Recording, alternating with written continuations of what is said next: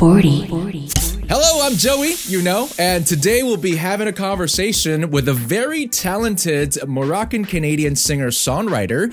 She officially debuted in 2018, but she started releasing music in 2015, and by 2018, she was invited to join David Guetta for a feature on his then 7th studio album, and joining the ranks of, say, Sia Furler, Justin Bieber, Ava Max. And now fast forward to 2022, where we're now in.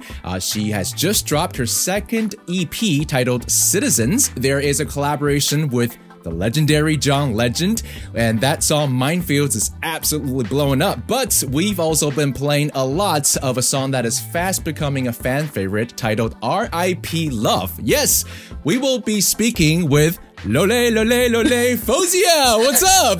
Hi, I'm good. How are you? I loved your Loles. Very good. Thank you. Not quite as well as yours. I don't know. I think some would say they were. I think that's a very distinct way to start a song, by the way. And some are saying that for this EP, you're really digging deep into your Moroccan Arabic roots. Would you say that you actually try to do more of that in this EP, or have you always done that? I think that I've always done that subconsciously in my music, and I would do it in the way that I sang and in the melodies that I chose and this and that. But with R.I.P. Love, it was the first song that I had intentionally done that with. I went in the studio and I said, I really want to incorporate my roots in this song. And it was literally the first session that I did that. And the song came like so magically, it felt like. You talked about being dressed in black. The male protagonist has promised that he will die for the female protagonist, or at least to keep this love. The second verse talks about the regrets of playing with his heart a little bit, is haunting you. So there's a lot of imagery that goes in line with the theme of R.I.P. Exactly. And it's a very dramatic song. Yeah. Like, are you a dramatic writer, or is this like, are you trying to create that cultural vibe? Because Arabic is kind of a dramatic culture when it's in performance, right? Exactly. I would say that as soon as I step in the studio, I become the most dramatic person alive. I love drama. I love just like blowing things out of proportion, and even like putting myself in these characters' shoes so I can just like live through the song and like kind of almost like you're putting on a costume. And so I love drama and I love doing that. And so with this song, it was so fitting. And like you said, with Arabic songs, it's so, they're always so dramatic in like Arabic. And so I wanted to create that world in English, but with those like more like Middle Eastern melodies. Okay, so back in 2018, I absolutely fell in love with the song The Mountains. Thank you. I think a lot of it has to do with your incredible vocal range and how well you're able to command your voice. A lot of people, I'm sure, wonder if you took classes for it, because is that natural, or did you learn from somebody how to sing like that? No, I never took any classes to learn how to sing. Shut up, really? Yeah, no, I never did. But I would say, like, I like to say that, the pop divas were my teachers, and I would listen to them and I would sing their songs, and I would listen to like Celine Dion and Beyonce and Rihanna. Of course, yeah. And so I'm like, they were my teachers, and I would hear them and I would sing along to their music.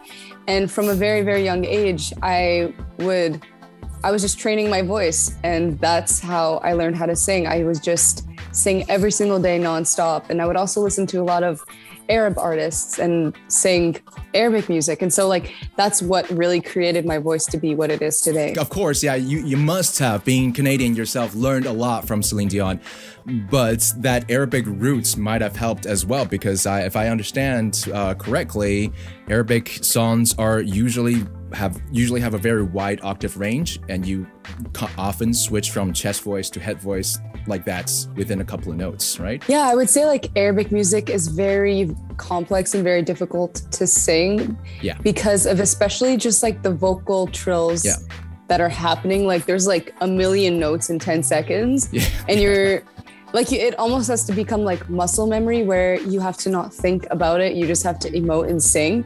And if you think about it, it's just not going to come out right. Like you just have to be like, it's such like so specific and so difficult. And so I think I'm just really happy that at a young age, I incorporated that, because I feel like if I tried right now, I wouldn't be able to do It's that. like learning a language. Yeah, if you start too exactly. late, it's never going to register, really. Exactly. And so I'm really happy that 7-year-old Faouzia was doing that. I give her a high five. It really helped me out. So aside from singing, what did 7-year-old Faouzia get into? Like, what were your thing when you were a kid? I loved reading. I have like a library at home with like hundreds of books that I would like fly through. I remember I had a library in my town, and my dad and my mom would take me out to go buy books, but then I would finish them in a day. And then my dad would just say like, why don't you keep the receipt and return them? Like, you finish them so quickly, and you just keep like buying books. Like, he got tired of driving you down to the library all day. No, literally. And so he would just tell me, he's like, it almost became like a punishment if I wasn't able to read. Like, they'd be like, you can't read until you do this. Like, that's how into it I was. Wow, you're every parent's dream child. Like, not reading is a punishment. My goodness. Yeah, I mean, I hope my kids like that. And so I can just like, make them think that I'm taking away something from them when I really want them to read as much as possible. Yeah. So I hope they inherit that one thing from me. If there's one thing, I hope it's that. Oh, imagine that. Yeah, like if your biggest punishment is not getting a 4.0, GPA.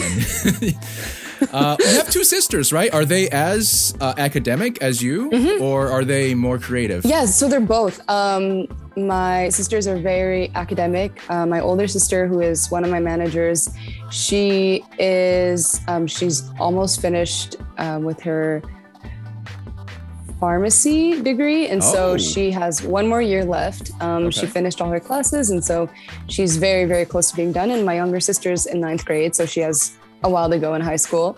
And they both play instruments, and they're both very creative. So they both have that like left brain or left side, right side brain thing going on too. Well, I mean, you need both, but it seems like you guys have very active left brain in the house.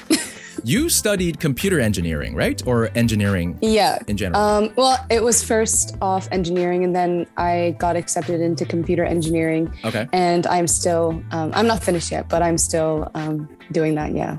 Is the younger sister gonna go into academia? Maybe, I don't know, become a lawyer? So you guys have doctors, lawyers, and an engineer? Like, just cover your bases. 3 of you can build a civilization. That's hilarious. I mean, I'll suggest it now so we can like create that like trifecta. Yeah. All right. Enough chit chat. Let's get back to this music for a little bit, because the EP Citizens starts with the song R.I.P. Love. And R.I.P. Love is about a heartbreaker, right? She is sort of playing with someone's feelings, and she feels regrets, but that's what the gist of that song is about. However, as you go into the middle portion of the album, I don't know if the character connects throughout the album, but if you listen to the middle portion of the album, this character sort of goes through a little bit of a tumultuous relationship. Is that right? Is that the picture you're painting? So definitely a lot more vulnerable as you like go through the EP, or I guess the project, and then it ends off really strong, I think, with Puppet. It does. So it's like a kind of like a, you go through a lot of emotions within 8 songs. So it seems like she's come full circle. She learned something along the way, right? She's breaking hearts, and then she absolutely gets dropped to rock bottom with a heartbreak. And with the song Puppet, she's picking up that confidence, that self-esteem again, and saying, I found my real self again. So I really want to talk about Puppet, actually, because it makes a reference to Pinocchio, right? Yes, Geppetto. That's another song that is very dramatic, and the Geppetto line is one of my favorites because it's kind of saying, you're telling whoever is opposing you and trying to bring you down, like, little did you know, you thought you were controlling me all along, but I'm my own Geppetto. And so I call the shots on my life. I call the shots on what I do, and nobody can control me. And I just love adding really colorful, fun lyrics, and that was one of them. And with Puppet, it's really, it was really important for me that it was the last, because this is a prequel to a bigger project that is coming. And so Puppet, I feel like really bridges both of these projects really well. Okay. And I'm very excited to see like, you know, because the next project is very powerful and it's very like emotional. And so I think Puppet was like, it really needed to be at the end, either Puppet or R.I.P. Love. Like those were the two that I was debating. I was like, should it be at the end, at the beginning? And so I started with R.I.P. Love and ended with Puppet. Okay, well, here's my next question, because so far, nothing that we talked about from R.I.P. Love to Puppet suggests why this EP is titled Citizens. So now that you said that, I'm guessing Citizens connects to a bigger project that is about to come. Yes, it does. Okay. Well, can you tell us about what Citizens really means and what it means in the grand scheme of things? I can tell you that it's... Without being arrested by your record label, obviously. They're like waiting at the door, like listening. Yeah. They're like, be careful. But I can tell you that it will make sense once the title of the next project is announced. And I wanted something that really, like, I really wanted these two worlds to connect and to feel like one project split into two. And so once you know the name of the next one, this one will make sense. Okay, you're good. You're good with a cliffhanger. I can tell you're probably a Netflix subscriber. In the meantime, everybody, go listen to Citizens. Yes. And like Faouzia said, pay attention to the songs R.I.P. Love and Puppet. And of course, don't forget to give Minefields with John Legend a few more views on YouTube. Before we let you go, I know you speak at least 3 languages. So could you, for our listeners in Asia, just a greeting in all 3, Arabic, French, and English? Yes. Hello. Salam alaikum. Bonjour. Thank you so much to all of my listeners in Asia. You are so, so loved. And I'm so extremely appreciative of all of the support that you show me every single day with my music. Thank you so much. And I love you all. There you go. Faouzia with Citizens. Make sure you give the EP some love. And thank you so much for joining us here today. Thank you. Asia Pop 40.